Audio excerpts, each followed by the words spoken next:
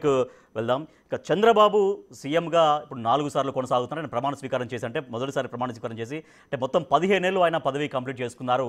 చంద్రబాబు 4 సార్లు ముఖ్యమంత్రి ఎలా అయ్యారు?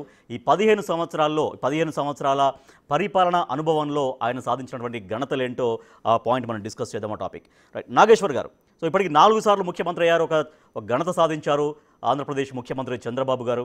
సో 15 సంవత్సరాల్లో ఆయన సాధించిన ఘనతలు, ముఖ్యమంత్రిగా ఆయన నేర్చుకున్న ఆయన అందించినటువంటి పరిపాలన ఫలాలు కావచ్చు, ఇంకా తనలో ఏమన్నా మార్చుకోవాల్సినటువంటి అంశాలు కావచ్చు, వాటి గురించి ఏం చెప్తారు? అంటే ఇందులో ఒక పొలిటికల్ పర్సనాలిటీని అనలైజ్ చేయాలంటే పొలిటికల్ డైమెన్షన్ ఒకటి, గవర్నెన్స్ డైమెన్షన్ ఒకటి. చంద్రబాబు నాయుడు ఒక ప్రత్యేక పరిస్థితుల్లో ముఖ్యమంత్రి అయ్యారు. ప్రజలు నేరుగా ఎన్నుకోవడం వల్ల ముఖ్యమంత్రి కాలేదు. ఎన్టీ రామారావు పైన తెలుగుదేశంలో వచ్చిన అంతర్గత తిరుగుబాటు చంద్రబాబు నాయుడు ముఖ్యమంత్రి చేసింది. నేరుగా ప్రజల్ని ఫేస్ చేసి ప్రజలు ఎన్నుకోబడిన ముఖ్యమంత్రి కాదు బిగినింగ్.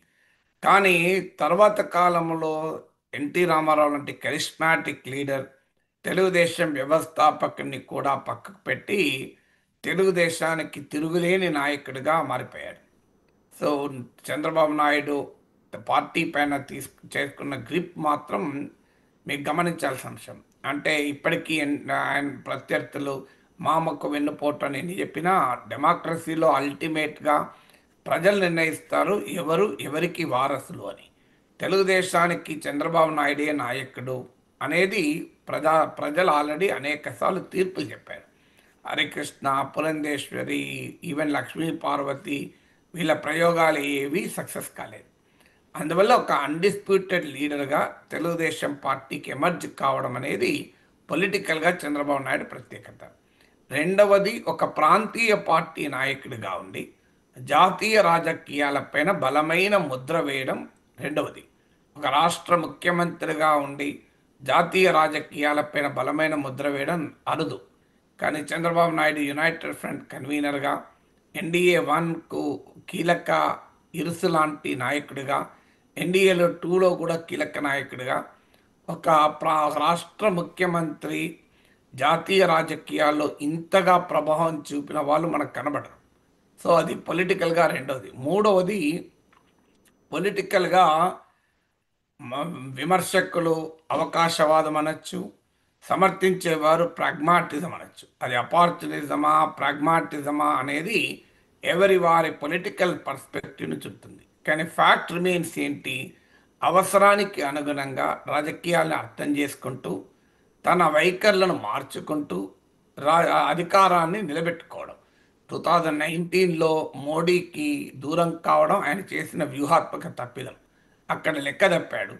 కానీ 2014లో ఒక రకంగా తీవ్రమైన సంక్షోభం ఎదుర్కొన్న సమయం తెలుగుదేశం. రాష్ట్ర విభజన నేపథ్యము, తెలంగాణలో తీవ్ర వ్యతిరేకత ఎదుర్కొని ఆంధ్రకే పరిమితమై మీకు రాజశేఖర రెడ్డి మరణానంతర సానుభూతి వెల్లువా, ఈ సమయంలో వ్యూహాత్మకంగా బీజేపీతో పొత్తు పెట్టుకున్నాడు. మీ గతంలో కూడా వాజ్పేయి ప్రభుత్వానికి మద్దతు ఇవ్వడం, కార్గిల్ యుద్ధ నేపథ్యంలో. సో ఇలా చాలా ఫాస్ట్గా తన గేర్ మార్చడం, పొలిటికల్ గేర్ మార్చడం అనేది చంద్రబాబు నాయుడు ప్రత్యేకత.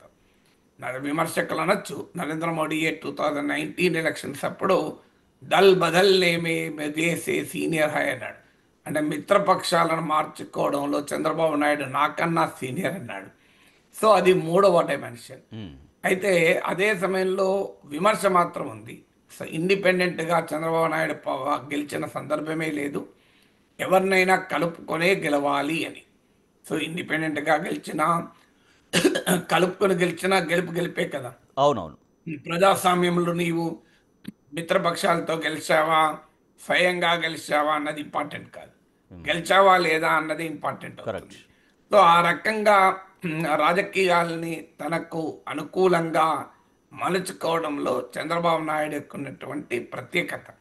సో నాలుగవది, ఇక గవర్నెన్స్కి సంబంధించిన అంశాల్లో ఆర్థిక సంస్కరణలు, ఈవెన్ రాజకీయ రిస్కుల్ని కూడా తీసుకొని ఎకనామిక్ రిఫార్మ్స్ని ఇంప్లిమెంట్ చేయడంలో ఏ ముఖ్యమంత్రి కన్నా ముందున్నాడు.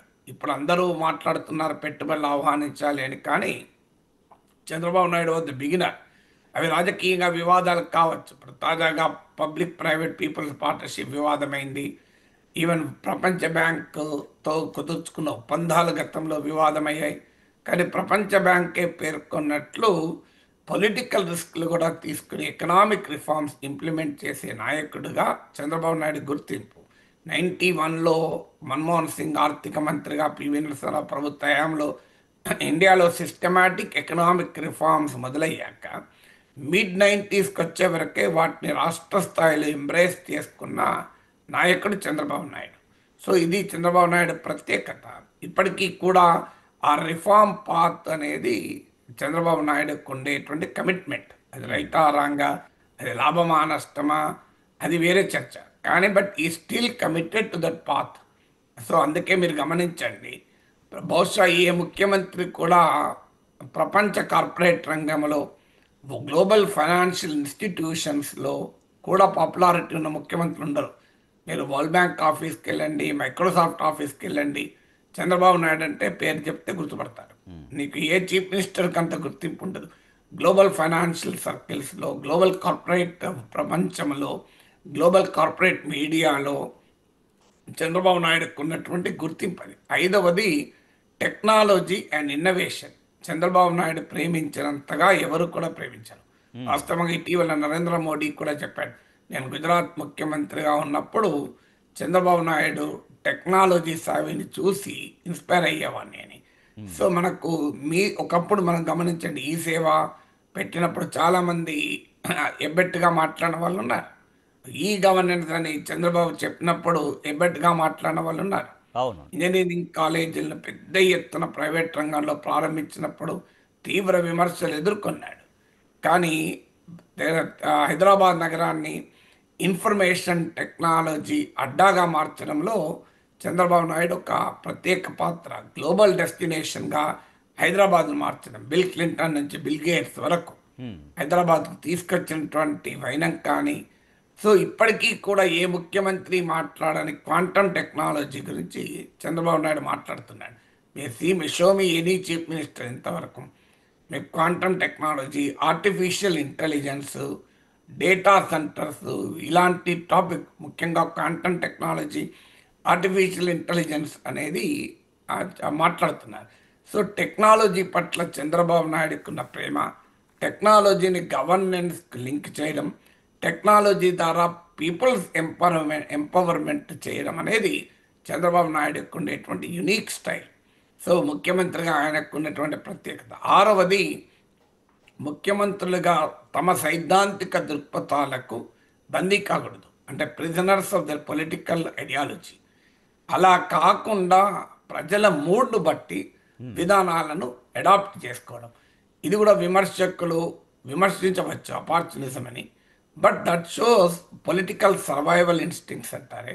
సో అందువల్ల మీకు పొలిటికల్ సర్వైవల్ ఇన్స్టింక్ట్స్ చూడండి. మీరు ఒకప్పుడు వెల్ఫేర్ స్కీమ్స్కు చంద్రబాబు నాయుడు పూర్తి విరుద్ధం. మీకు 2004లో ఉచిత విద్యుత్తు రాజశేఖర్ రెడ్డి ప్రామిస్ చేస్తే బట్టలు ఆరేసుకోవడానికి ఉపయోగపడుతుంది కరెంట్ తీగలు అని చెప్పి విమర్శించారు. ఇప్పుడు అదే చంద్రబాబు నాయుడు సూపర్ 6 అంటూ పెద్ద ఎత్తున క్యాంపెయిన్ చేస్తున్నాడు, అమలు కూడా చేస్తున్నాడు. అవును. కొన్ని అమలు కాకపోవచ్చు, కానీ ఓవరాల్గా అమలు చేస్తున్నాడు. అవును. అంటే పొలిటికల్ సర్వైవల్ ఇన్స్టింక్ట్స్ అంటారు. సో ప్రజల మూడ్ను బట్టి తన పాలసీస్ను అకామిడేట్ చేసుకోవడం, అడాప్ట్ చేసుకోవడం, అవసరంగా మార్చుకోవడం అనేది ప్రత్యేకత. సో అందువల్ల ముఖ్యమంత్రిగా టెక్నాలజీ రంగంలో చంద్రబాబు నాయుడు చూపిన దార్శనికత డెఫినెట్గా అభినందనీయము. ప్రతి నాయకునికి పాజిటివ్ ఉంటుంది, నెగిటివ్ ఉంటుంది, విమర్శించే అంశాలు ఉంటాయి, అభినందించే అంశాలు ఉంటాయి. కానీ ఒక పర్సనాలిటీని అంచనా వేయేటప్పుడు రాగద్వేషాలకు అతీతంగా పాజిటివ్ అంశాలను కూడా గుర్తించాలి. అందులో ఈ సందర్భం ఆయన 15 ఇయర్స్ ముఖ్యమంత్రిగా ఉండే సందర్భాన్ని ఉపయోగించుకొని మనం మాట్లాడేటప్పుడు డెఫినెట్గా we should appreciate the role he played కదా. రైట్. ఎస్, ఇక సీఎంగా 15 ఏళ్ళు కంప్లీట్ చేసుకొని విజయవంతంగా తన ప్రయాణాన్ని కొనసాగిస్తున్నారు ఆంధ్రప్రదేశ్ ముఖ్యమంత్రి చంద్రబాబు నాయుడు. అయితే టెక్నాలజీని జోడించి అనేక పరిపాలనా సంస్కరణలు తీసుకొచ్చి పరిపాలనా ఫలాల్ని ప్రజలకు అందించారని చెబుతున్నారు ప్రొఫెసర్